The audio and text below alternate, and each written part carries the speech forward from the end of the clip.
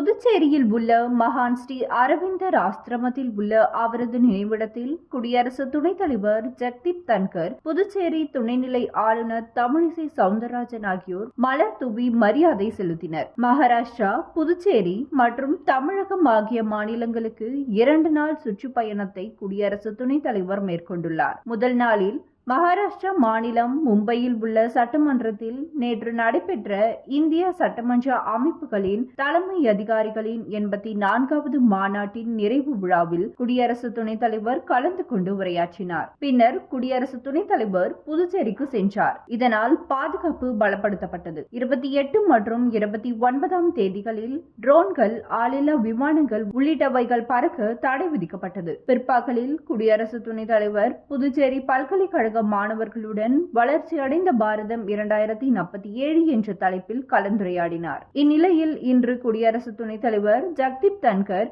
புதுச்சேரியில் உள்ள மகான் ஸ்ரீ அரவிந்தர் ஆசிரமத்தில் உள்ள அவரது நினைவிடத்தில் மலர் தூவி மரியாதை செலுத்தினார். புதுச்சேரி துணைநிலை ஆளுநர் தமிழிசை சவுந்தரராஜன் மற்றும் அதிகாரிகள் உடனிருந்தனர்.